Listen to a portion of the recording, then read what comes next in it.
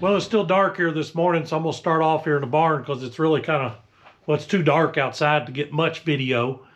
Well, today we got an appointment for one of the feeder lambs, take him to the processor. This is gonna be a lamb that we're just putting in the freezer for ourselves.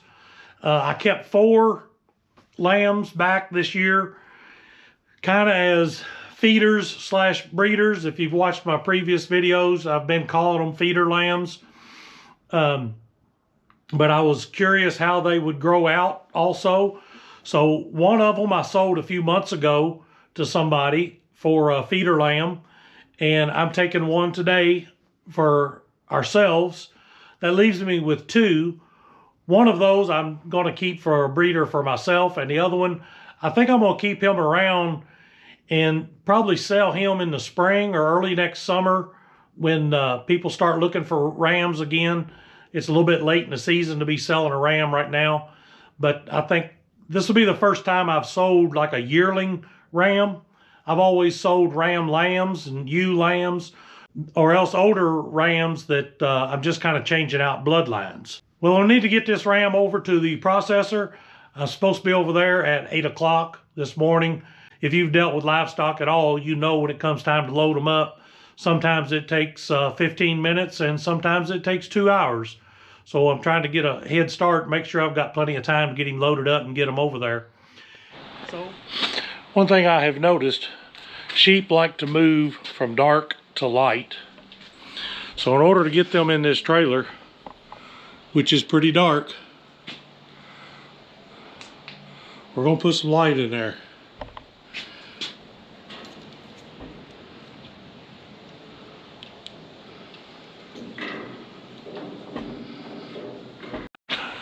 Now, real quickly, I've got to get these separated out, get the one that I want, and see if we can get him in the trailer. Okay, boys, how cooperative are you going to be here?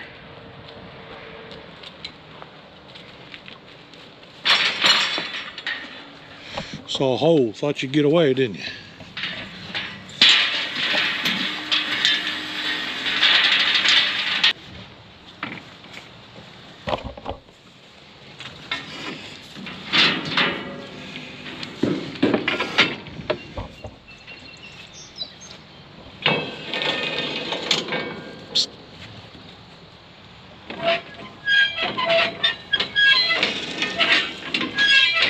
Now I've got to decide which one of you are going. It's not you. Tell you the truth, both of you look pretty good. I think it's you. I think it's your turn.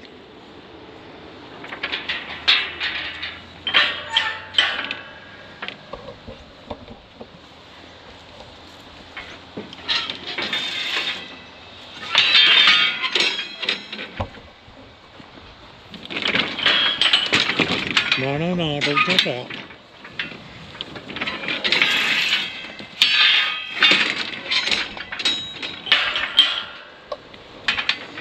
I know this camera's probably not doing the best, but I'm a little bit in a hurry. And while I've got him trapped in this corner, swing this gate around.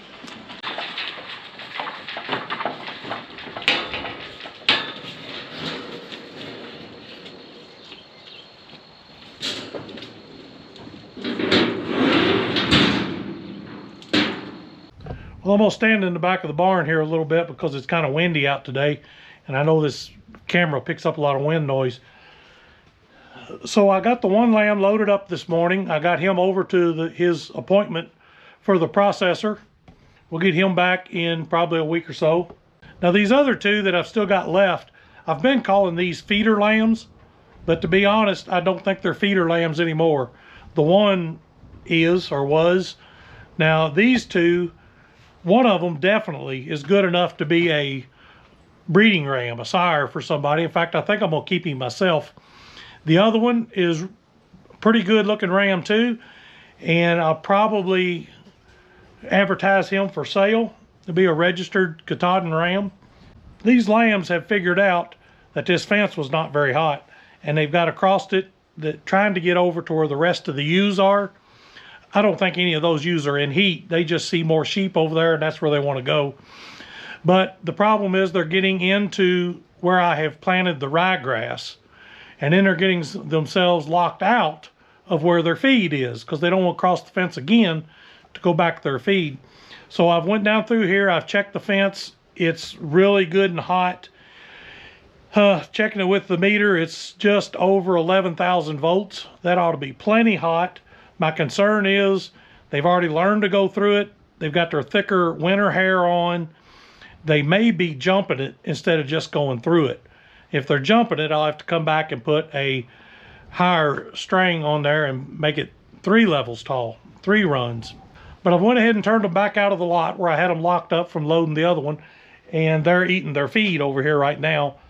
So we'll just give it a little bit of time and see if they stay put, or I'm gonna have to run some more wire. What are you doing there, buddy? Huh? How you doing? Well, the girls are all looking good. Let me get out here and walk through them.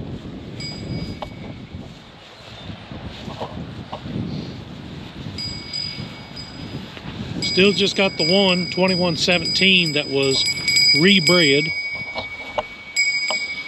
No, don't you just kind of stay away a little bit. That's one of the reasons the bell is on him. Makes it pretty easy to tell where he's at, and if he's moving very fast, you can really hear that bell.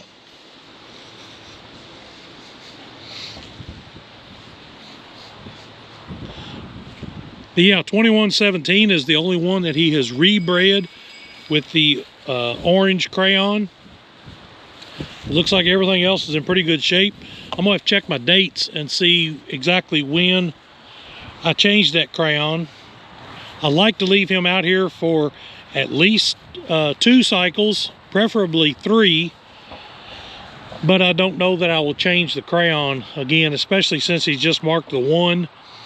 I think I'll be able to tell if he marks her again and puts some fresh crayon mark on her. If she gets bred again, it might be time for her to go. I hate that because she's really a nice ewe. Nice looking ewe. She ain't nice if she don't raise any lambs.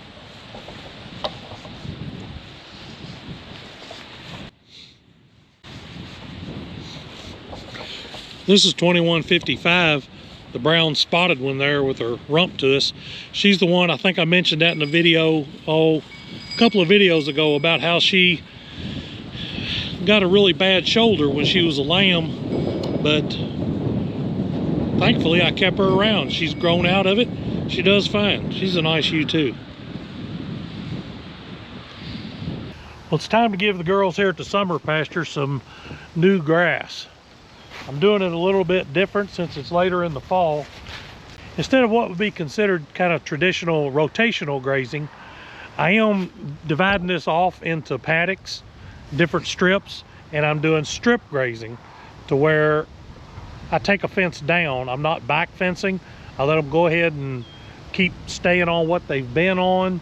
They can go back over it and pick a little bit too, but I just open up a new strip every few days and let them have some fresh grass. They've got 3 more paddocks across this pasture, I think, and then it will pretty well be done. At that point, it'll probably be time to load them up, take them back home, get the ram out, and get my rams reacquainted with each other. So today we're just taking a back fence out, since the other day I mentioned it in the other video that I put up these other paddocks. I didn't really show it, but today we're taking one set of fence down.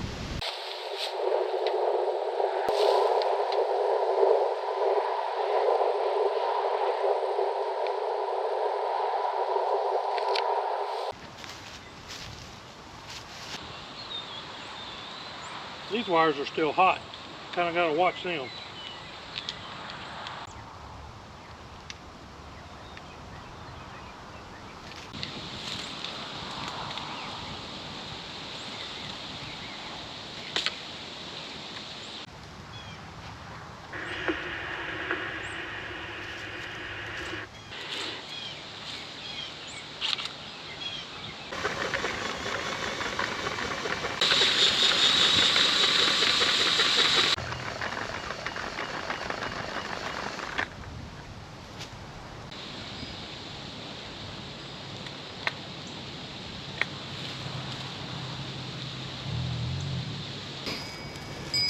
Didn't take them long to figure out they had some fresh grass.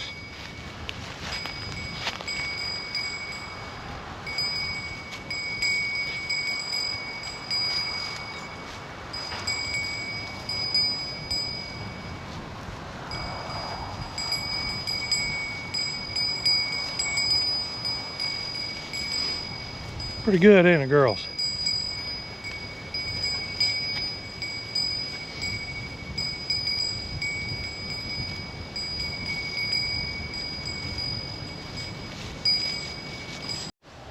I do have a question. Maybe somebody out there knows and can tell me, what kind of grass is this? If you can see it. This stuff is, well, that's as tall as I am, almost. I know it's dried right now.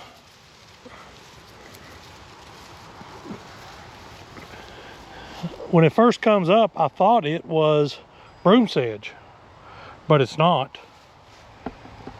It's some sort of a, I'm thinking it's some sort of a native grass. It's spreading. I see it more and more all the time. See the seeds on it. They're pretty hairy, kind of, I guess you could say, fuzzy.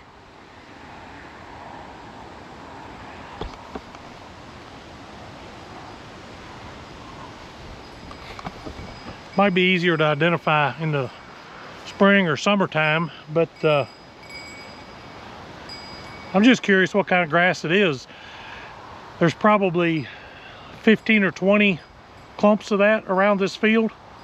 It seems to be spreading a little bit. I don't mind it out here as long as the sheep are going to eat it, but I'm not sure how well they eat it. Maybe if it was thicker and they just grazed it through the summer, I don't know.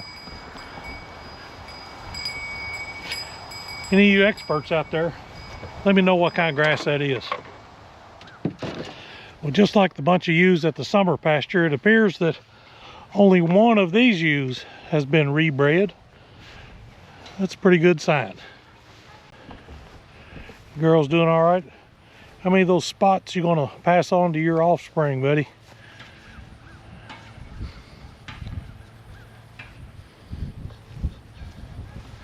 Oh, you need some more loving, don't you? You need some more loving. I don't breed for spots or color or anything. I know some people do. I try to just stick with quality of sheep. If they've got color, got spots, I don't care. But so far, for the most part, I have found white sheep do pretty good. I'm not saying there's anything wrong with the colored sheep. There's some really nice ones out there. I just ended up with a lot of white ewes, and when I start looking for good rams, it seems like some of the best ones, at least ones I can afford, are white. I think part of that is just the simple fact that the colored and spotted ones are bringing more money now. there are people who are willing to pay pretty good money for the color. I'm not. I won't pay for color. But I've got to admit, it won't hurt my feelings if a few of his lambs come out with some spots on them, because I think he's a nice ram and I've got him on some nice ewes, and maybe I can end up with nice sheep that just happen to have spots and color. Well, girl, you just been missing some attention, hadn't you? Huh? You've been missing the attention.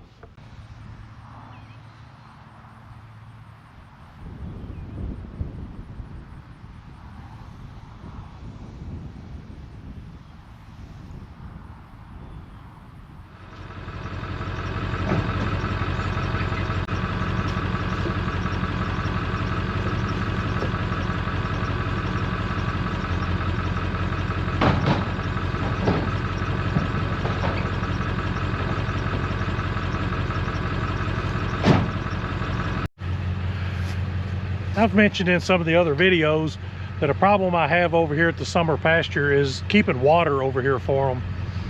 It's plenty warm right now, but I have to haul water. If I can get out here and get a shot of it. I have water tanks down along the back of this building.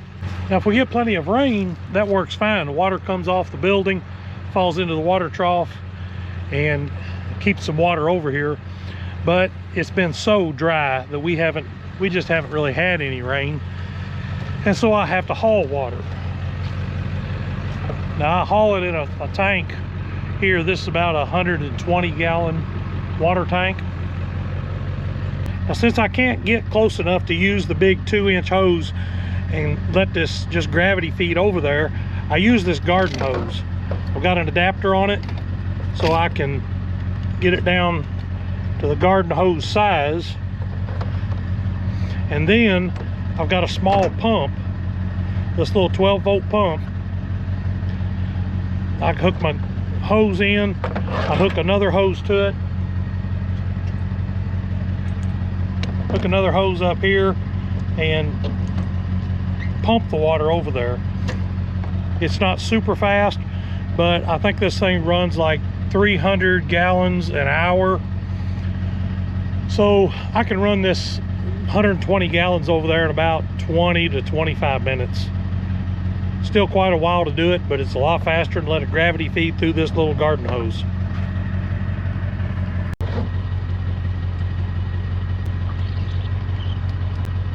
And for power, I just plug into the truck. Now I have to leave the truck running in order to keep my voltage up good enough to make this work.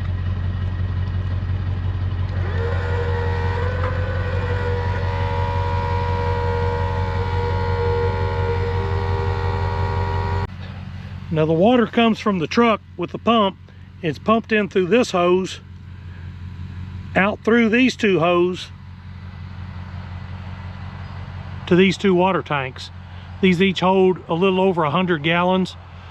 So that's plenty to hold one tank of water there, plus the water they've already got in them.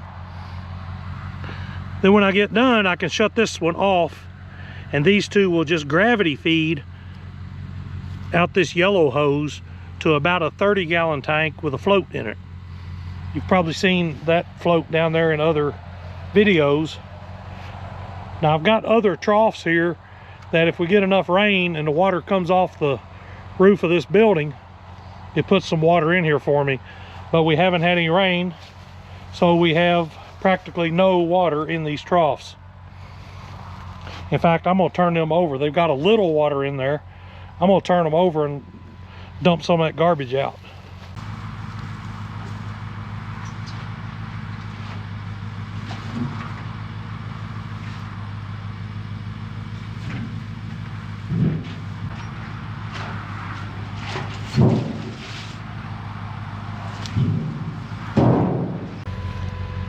Now we just wait for the pump to get done.